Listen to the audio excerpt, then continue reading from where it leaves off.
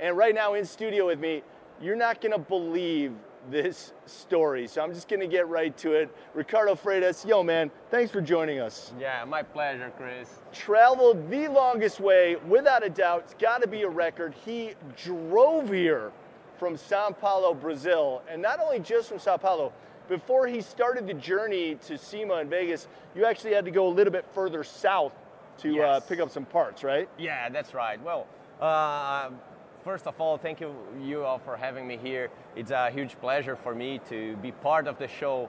Every year I come here and see the show as an attendee, and having a car here it's already an honor, and was an amazing journey, of course. Well, it all started in our YouTube channel shop, where we came with an idea of, okay, let's just make a car to be on SEMA, but what a car we should choose. And we chose a 1979 Chevrolet Caravan, a car only made in Brazil by Chevrolet. So it's a car that probably most of you that doesn't know that car would be like. Yeah, we mostly associated Caravan with Chrysler. So so you've got a Chevrolet Caravan. It's a different version. It's a station wagon from the Opala, which is a more now it's more known of a car. Daddy Dave and Murder Nova have one of those. Well, I'm more into the JDM market. Yeah. So I have Japanese cars in Brazil, and of course my Caravan, which is written with a C, now it's written with a K, because it has a K24 Honda engine on it. So yeah, what better for a SEMA car than a different car, right? Right, yep, and, absolutely.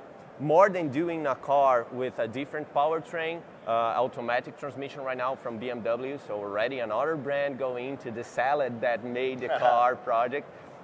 It's the challenge was to drive to SEMA, because I wanted to prove that you can make a good project and still be a drivable project. That was the main goal of that, because sometimes we see cars that are amazing, they look amazing, they are beautiful, and sometimes you lose some of the drivability, the practicability of the car. And with the Caravan, it needed to beat some miles off highway Now, roads. before I ask you some questions about your journey, where I'm sure you guys documented every single mile of your journey. Where can people find you guys? What's your YouTube channel? Okay, you guys can find on ACF Performance YouTube channel. In English, it's Ricardinho ACF on Instagram as well. But just type ACF and you're gonna probably find us. And it was a journey. Yeah, let me give you some stats. 218 hours of driving, over 9,000 miles. That is just amazing and insane. And the fact that you guys made it is an unbelievable feat. You did rely on a little bit of air travel though, because you wanted to make sure that you made it here to Vegas on time. What did you do? Yes, because when we started the road trip, of course, as tuned cars, sometimes we have issues, right? Right. But they were a little bit more than I was expecting at first. So we had two major transmission failures, and that delayed us in like a week. And we had a certain time to reach the Darien Gap, which is the only part that doesn't have a road at all. So I needed to be on Cartagena in Colombia and travel by boat to Panama, so I can keep on the road. Yeah. And I would miss that schedule, would probably make me delayed and don't hit SEMA on time.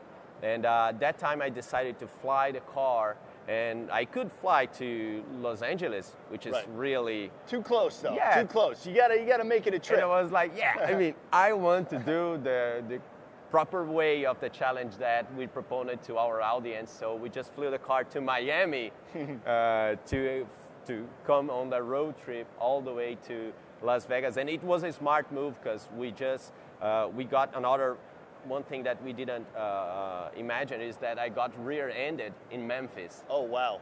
Yeah, and we needed to overnight the repair of the cars on the Halloween night to just have the car. like just a few days ago. Yes, on Saturday. And then my wife flew with the paint, and another friend flew with the rear bumper, and we had every part here to repair the car and have it ready to be on booth. That's incredible. So I assume you took the southern route, so you went through Texas and then, okay. It was like 14 states, 15, I guess. Yeah, no, you guys pretty much saw all of the continental United States except for Vegas to LA. What has the response been from not only your family and your friends, but also from your fans out there who have been following your journey on your YouTube channel? It was amazing. Probably the chat right now should be going crazy. But it was a huge support because we have a huge fan base on our YouTube channel, but you know, it's most car people. Because, I mean, the car culture, it's only a small amount of people considering the population and people that have different interests. Yep. But as soon as we had the chance to be on SEMA competing and being allowed to be a part of the Battle of the Builders with a car made in Brazil by a Brazilian, it all became a national pride for us. Sure. And like, people outside the gearhead bubble started supporting us, and it was amazing. It's near unbelievable. The whole support that people gave us on the road, because we were live streaming, right? Yes. So people knew where we were. Yep. And they started following us on the car. And you were caravanning with the caravan. Yeah, and was hundreds of vehicles, hundreds. It was at a moment it was an issue for the cities because the whole traffic that we were generating was insane. And more than that, showing like, because sometimes people from outside our world doesn't understand what is living for the cars, right. What is living that passion Yep. for engines, cars, motorsport. And because of that, people started seeing the value in what we do. And this, I think, was the most important message we could carry on this whole journey to be here. That's amazing, dude. Well, I mean, a testament that you're following. You've got nearly 1 million followers on one of your accounts, almost 500,000 on the other, just over 500,000 on the third account. And on YouTube, you've got over 1 million subscribers who have been following you along on your journey. Man, it is such a pleasure to meet you and hear your story. Thank you for stopping by SEMA Live. Best of luck in Battle of the Builders. And you just got another follower in me, so I appreciate thank you very much, I'll Chris. be following your journey. I know you're a guy that lives that. I do. As well as most of the guys watching us right now. So thank you very much for all the support, and thank you for SEMA for having me here. Okay, see you next year, maybe.